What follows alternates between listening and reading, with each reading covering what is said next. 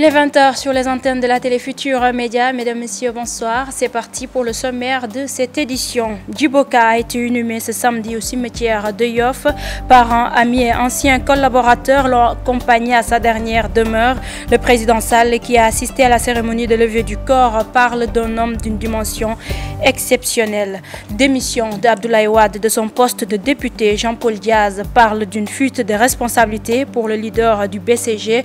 Wade aurait pu présider la cérémonie d'installation de la 13e législature, installation d'ailleurs illégale aux yeux de Jean-Paul Diaz, ce qui lui pousse à demander la dissolution de l'Assemblée nationale. Calvaire des populations de Mbundom dans la commune de Diama, la route qui mène à leur localité de mauvaise qualité, les écoles inondées, elles exigent l'intervention des autorités étatiques. Afrobasket 2017, la Tunisie sacrée championne d'Afrique. Elle a battu le Nigeria 77-65. Le Sénégal est classé 3e avec la médaille de bronze après avoir battu le Maroc. Voilà pour les titres, le développement, c'est tout de suite.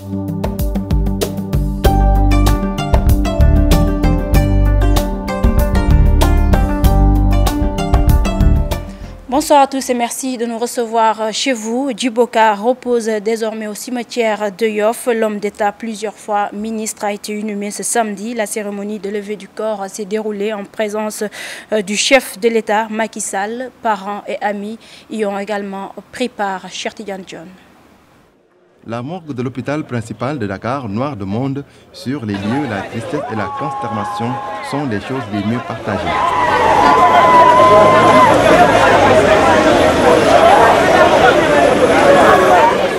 Djibo Leïtika a eu à occuper de hautes fonctions dans l'administration sénégalaise. Par conséquent, il a servi loyalement et dignement son pays. 1993, Abdou Diouf waxee ni artiste nañ leen jox seen passeport sama passeport Djibo Leïtika moo ma ko jox. Djibo Leïtika sama lépp la daal. Moi, je peux dire que la grande muette a pris une grande muette parce que Djibo Ka, c'est un homme d'État qui a beaucoup de secrets. Le président de l'Union pour le renouveau démocratique, un patriote qui a toujours répondu lorsqu'on avait besoin de lui, un véritable homme d'État. Il m'a encadré au niveau du Parti socialiste. C'est lui aussi qui m'a coopté avec Maître Mamba Signa, je dois le rappeler, pour être membre du Club Nation et Développement. Djibo était un homme d'État. Ce regroupement des cadres était coordonné par moi-même. C'est lui qui avait pensé que je pouvais être le coordinateur. L'Assemblée générale l'avait validé. C'est ça qui avait fait que nos relations étaient très particulières. Ce que Djibo lui-même m'a dit, il m'a dit, j'ai eu la chance de côtoyer de grands hommes qui m'ont tous laissé un enseignement. D'abord le président Senghor, qui a fait de moi un homme organisé et méthodique. Mais avant lui, son oncle Daouda Sow, qui lui a appris à rester soi-même en restant ouvert aux autres. Le président Abdou Diouf, qui lui a inculqué les valeurs de la République et les exigences de la démocratie. Avec Jean Collin, j'ai appris l'endurance dans la solitude. Moi, je suis venu en tant que aussi ami, mais représentant du Khalife général des Mourides, qui m'a instruit de venir à la levée du corps, compte tenu des relations vraiment que Djibo a entretenues avec toute la famille de Cheikh Ahmadou Bamba et particulièrement Cheikh Sidil Mokhtar, et à qui il a confié d'ailleurs toute sa famille. L'ancien ministre, par ailleurs président de l'URD, repose désormais au cimetière de Yoff. Cheikh Tidiane Dione, le président Macky Sall est revenu sur le parcours du président fondateur de l'Union du renouveau démocratique, un homme d'une dimension exceptionnelle. Selon lui, le président Sall, que nous allons écouter au micro de Cheikh Tidiane Dione, Modou Diop. Le défunt président de la Commission nationale du dialogue des territoires a été un véritable enfant de la République. C'est sans doute cet enchevêtrement de sa personne avec l'État qui a déterminé en partie la vie politique de Djibo Leïtika. Notre illustre compatriote était également chef de parti, on l'a dit. Chef de parti qui a toujours répondu présent à l'appel de son pays, pour lequel il a mis toutes ses compétences. Il a également mis toute son intelligence, son énergie, aussi instruit par sa propre expérience de l'administration, sa connaissance de l'État. Les acteurs politiques sénégalais du pouvoir comme de l'opposition ont également assisté à la cérémonie de levée du corps de Djiboka, une occasion pour certains de rappeler sa posture d'homme de consensus et d'appeler à un dialogue politique sincère. Leurs propos sont recueillis par Moussa Ngom. Était ouvert, Djibo était pour le dialogue. Il pouvait ne pas être d'accord avec vous. Je disais à quelqu'un, Djibo ne parle pas le premier quand il vous rencontre, il vous écoute d'abord. Ce sens de l'écoute, cette patience, cette capacité à absorber, à gérer les différences, c'est extrêmement important. On a entendu beaucoup de belles paroles ici. J'espère que ce ne sont pas que des belles paroles, des paroles de circonstance. Tous ceux qui disent qu'ils sont loyaux à ce pays doivent accepter que ce pays a des compétences qui sont diverses et qui sont dans tous les camps. C'est toujours à la perte d'un être cher pour les uns, adversaire pour les autres, que l'on constate un consensus national. C'est regrettable parce que la démocratie est tributaire d'une culture de dialogue pour aboutir à des consensus forts. Surtout un consensus sur les grandes questions, un consensus sur ce qui est l'essentiel. Une autre personnalité politique inhumée ce vendredi, il s'agit d'Amadou Tidjane Ba, ancien ministre et maire de Sédhiou. L'homme est raconté par ses parents, amis et collègues dans cette correspondance signée Bakary Kanté. Vraiment, le Sénégal a perdu un grand homme de science, un professeur émérite, mais c'est Sédhiou qui a perdu un exemple. Une référence, un homme aux qualités exceptionnelles. Vraiment, nous ne pouvons que nous incliner devant sa mémoire et rendre grâce à Allah, celui qui a donné, celui qui a pris. C'est avec tristesse que nous avons appris la grande perte pour l'ensemble du Sénégal. C'est pour cela que le chef de l'État, quand il a pris l'information, m'a pris des mesures effectives pour pouvoir accompagner son corps, pour pouvoir encadrer un peu tout cela. C'est le Sénégal dans son ensemble qui a perdu un homme d'éthique, un homme d'une grande générosité, un bon musulman. J'ai fait la passation avec lui au niveau de la commune en 2014, dans le respect. Cette relation particulière que j'ai avec lui est le fruit du sérieux du professeur Tidjane Ba, de l'amour que le professeur Tidjane Ba avait pour la communauté sédhiouane, avec l'ensemble de la communauté scientifique. Il est bon de parler de son passage à l'université Assane Seck de Ziguinchor. Le professeur Amadou Tidjane Ba a été le pionnier de l'université Assane Seck de Ziguinchor. Il avait une équipe à côté de lui. Il a eu à formater des jeunes qui aujourd'hui dirigent la barque au niveau de l'université Assane Seck de Ziguinchor. Il faut dire que ces empreintes ne quitteront pas l'université Assane Seck de Ziguinchor. Ses parents, sa famille, la communauté universitaire leur dit que les œuvres de Amadou Tidjane Ba, du professeur Amadou Tidjane Ba, resteront à jamais à l'université Assane Seck de Ziguinchor.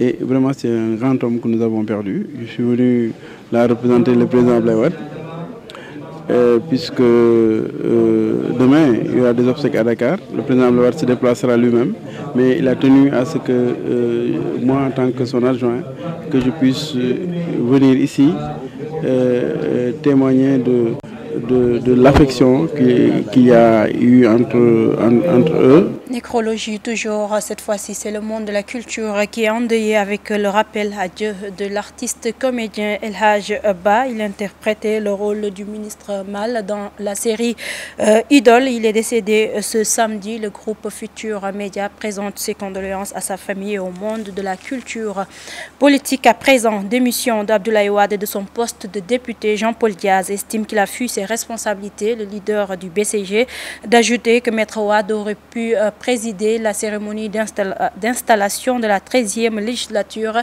et se battre pour la libération de Khalifa Sall. Jean-Paul Diaz, que je vous propose d'écouter au micro de Habib Faye et Abdoulaye Diallo. Il n'est pas venu. Parce que s'il venait, que les problèmes, c'est des problèmes de procédure. Vous ne pouvez pas continuer l'appel ou terminer l'appel alors qu'il y a un membre de votre groupe, un collègue à vous, qui est otage quand même.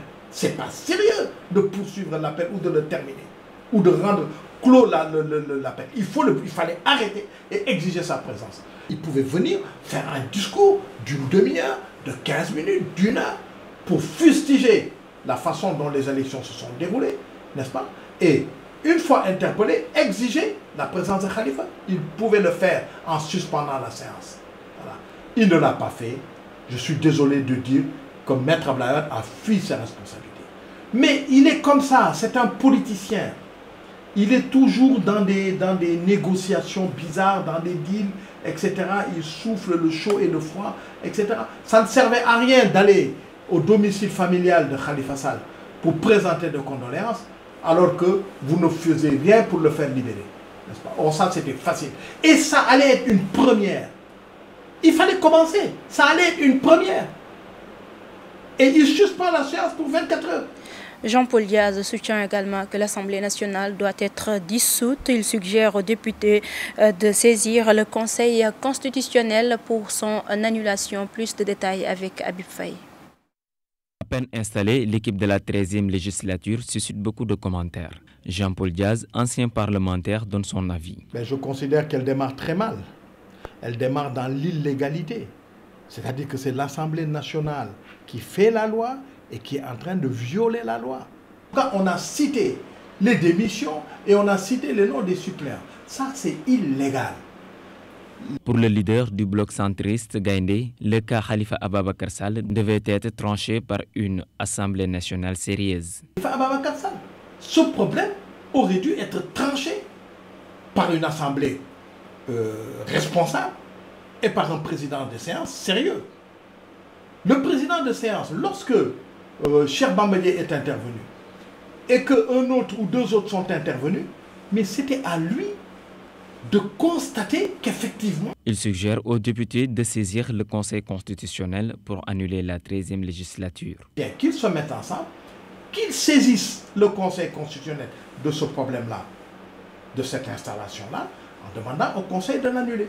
Pour éviter les absences des députés dans les commissions, il faut un système de retenue. On aurait pu imaginer un système de retenue, mais ça n'existe pas dans le texte. On aurait pu imaginer un système de retenue sur les indemnités, mais ce n'est pas ça. Ce qu'il faut, je pense aussi que parfois, les députés ne se sentent pas concernés parce que les sujets évoqués sont déjà ficelés, les votes sont automatiques. Vous voyez, c'est toujours des projets, ce n'est pas des propositions de loi. Il n'y a pas de vrai débat sur le fond. Quelles que soient les positions que vous pouvez avancer, les gens du pouvoir, les gens de la majorité interviennent mécaniquement dans les votes. Jean-Paul Diaz campe sur sa position et demande à l'État de libérer Khalifa Ababacar Sall, qui selon lui est un otage politique.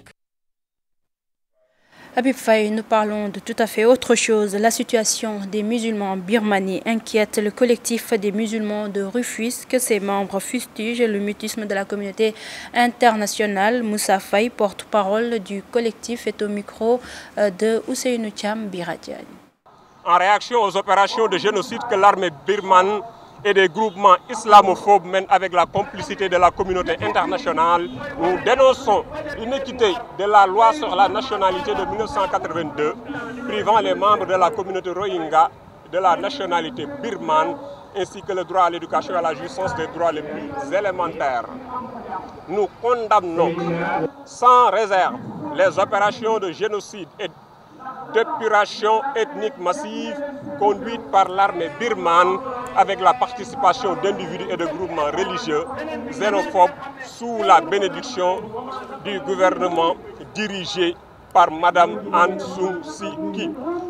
Devant cette situation catastrophique, la coordination appelle l'Organisation des Nations Unies. Le Conseil de sécurité a voté une résolution pour imposer un cessez-le-feu immédiat et inconditionnel dans la zone et y envoyer dans les plus brefs délais des forces de maintien de la paix. Maison d'arrêt et de correction de Anne, 75 mineurs sont en détention dans cette institution. Les peines varient entre 3 mois et 1 an. L'association des femmes juristes s'est rendue sur les lieux pour apporter son soutien à ces jeunes et nouer ainsi un partenariat avec cette institution. Suivant à ce propos Aïssatou Gueye Ndiaye, elle est interrogée par Salif Sow et Asmalik Diop. Nous le faisons dans le cadre d'un partenariat qu'on a avec la direction de l'administration pénitentiaire qui dure depuis longtemps. Partenariat qui nous permet de dérouler plusieurs activités avec certaines prisons, notamment le Fort B, dans le cadre de l'assistance juridique et judiciaire d'abord, parce que depuis plusieurs années, nous, au niveau de cette prison, nous venons régulièrement animer des séances de causerie avec les jeunes détenus qui sont là, sur leurs droits et sur leurs conditions d'existence et sur aussi les sensibiliser sur leur réinsertion une fois sortis de cette prison. L'autre volet aussi de ce partenariat, c'est l'assistance judiciaire. Et régulièrement, la directrice de cette prison nous donne une liste de jeunes qui ont des dossiers relativement compliqués et qui peut-être proviennent de milieux relativement vulnérables, donc ils ne peuvent pas commettre des avocats. Et nous leur apportons une assistance judiciaire, nous commettons des avocats au profit de ces jeunes qui puissent peut-être porter leur dossier. Et aujourd'hui, toujours dans le cadre de ce partenariat, comme on le fait très souvent aussi, nous amenons des dons. Nous venons régulièrement visiter les locaux pour voir quelles sont les améliorations qui ont été effectuées après notre dernière. À Mbundom barrage situé dans la commune de Diamant, les populations ont barré l'unique pont qui servait de passage à l'origine de leur mouvement d'humeur. La mauvaise qualité de la route, l'état de délabrement avancé, les inondations notées dans certaines écoles primaires et secondaires. Ces populations exigent l'intervention des autorités étatiques. C'est une correspondance de Ousseynou Diop à Bipsek. Dans le Wallo, particulièrement à Mbundom barrage, les routes sont presque impraticables. Chaque jour, c'est un véritable parcours de combattants pour traverser ces routes, ce qui est à l'origine de la révolte des populations.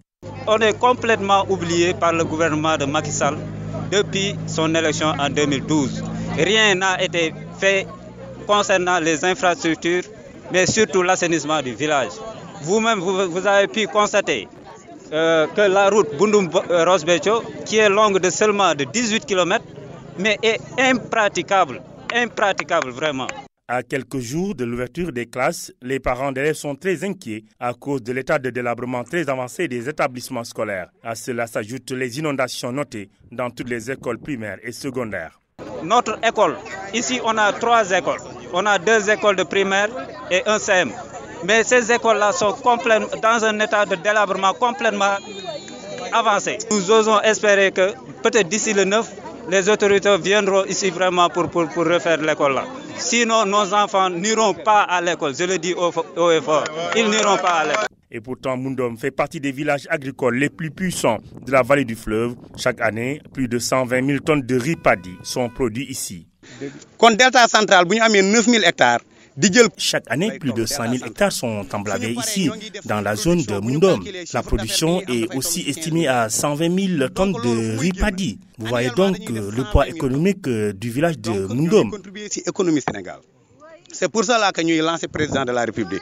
Les populations de Mbundom demandent au gouvernement de prendre en charge les préoccupations des villageois pour qu'ils puissent participer cette année à l'atteinte de l'autosuffisance en riz. À Kaolack, après la marche de protestation des travailleurs de la mairie qui réclamaient la réintégration de leurs collègues licenciés, le bureau du syndicat autonome des travailleurs appelle à plus de responsabilités. Cher Tidiane Sek, secrétaire général du syndicat, estime que certains de ses collègues veulent politiser le dossier. Je vous propose de l'écouter au micro de Ibrahim Diamé.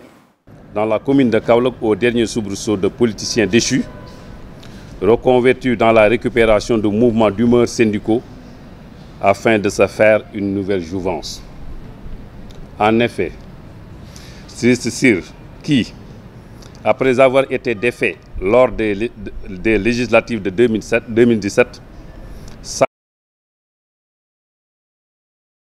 le maire Mariama Sarr et notre secrétaire général Cheikh Tidiane Seck, dont le seul tort a été sa loyauté envers Madame le maire et sa fidélité à la ligne directrice du Parti socialiste à Kaolack.